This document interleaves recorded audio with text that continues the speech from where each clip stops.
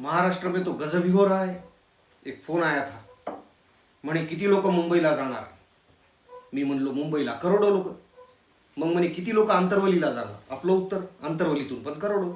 महत्वाचे नेते आणि कार्यकर्ते कोण म्हणे। मी म्हणलो मी आणि माझं गाव, आम्हीच आमचे नेते आणि आम्हीच आमचे कार्यकर्ते। मोबाईल नंबर मागितला, देऊन टाकला त्या नवन्याचा।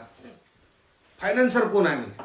मी म्हणलं मीच कमवतो, मी पिकवलेल्या धान्यातला मुठभर होईल खर्च। सांगितलं मीच माझा फायनान्सर। मुंबईला किती दिवस राहणार म्हणे। अरे आरक्षण आणायसाठी चाललो। सांगलं भेटलं की येऊ परत। वाहनं कोणती वापरणार म्हणे।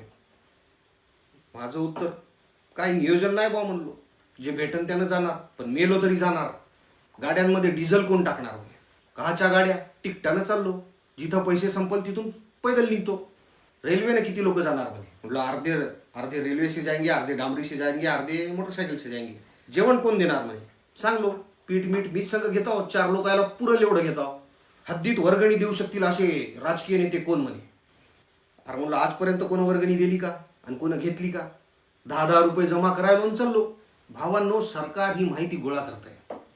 आपली नावं, गाड्या, नंबर, जेवण कोण देतं हे सगळं सरकारला सांगावं लागेल असं सांगून लोकांना आंदोलनापासून परावृत्त करण्याचा हा डाव आहे। पण आंदोलन हा गुन्हा नाही, आंदोलन हा लोकशाहीचा श्वास आहे।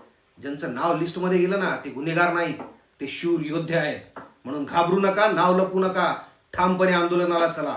हे बघा, गृह खात्यानं पोलीस पाटलांना अशा प्रकारची यादी, नंबर, फायनान्सर, जेवण देणारा, वर्गणीदार, तुमचे वाहन किती दिवस राहणार ही सगळी माहिती, म्हणजे हे एक प्रकारची गुप्तहेरगिरी आहे आणि समाजावर दबाव आणण्याचा प्रयत्न आहे। हे असं नेहमी असते की आंदोलक किती लोक जात आहे, कुठं मुक्काम करणार आहे, कोण नेतृत्व करणार आहे, एवढी माहिती प्रशासनाला अंदाजासाठी लागते, मान्य आहे। पण फायनान्सर कोण आहे, डिझेल कोण भरतो, वर्गणी कोण देतो, कुठं झोपता, हे विचारणं म्हणजे आंदोलकांचा हाडामासापर्यंत हेरगिरी करणं आहे। तर यामागचं राजकारण असं आहे की भीती निर्माण करणं।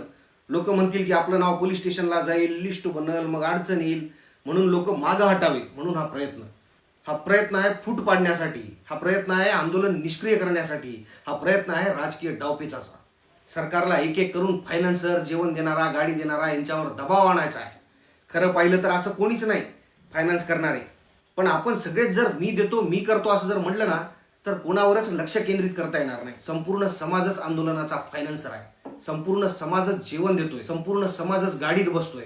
हे सांगा, यांनी कितीही आगाऊधंदे केले ना तरी यांना काहीच मिळ लागणार नाही। मराठी आहे, हे दाखवणार एक आणि करणार एक, कायद्यात राहून, त्याच्यात शंका नाही। तरी विषय मांडावा म्हणून बोलतोय। आणि हा जर चाबरेपणा थांबवायचा असेल ना तर आपल्याला एकच उत्तर द्यायचं आहे, हो आम्ही करोडोंच्या संख्येनं मुंबईला जाणार, हो आम्ही करोडोंच्या संख्येनं आंतरवलीला सुद्धा जाणार, आणि हो जोपर्यंत आरक्षण मिळत नाही ना तोपर्यंत झगडत राहणार। सरकार कितीही गुप्तहेरगिरी करो, पण आपल्या समाजाच्या छातीतली आग ही लपवता येणार नाही। एकजूट हीच खरी ताकद आहे आणि एकजुटीतूनच हा विजय नक्की होणार आहे। धन्यवाद। जय जिजाऊ, जय शिवराय।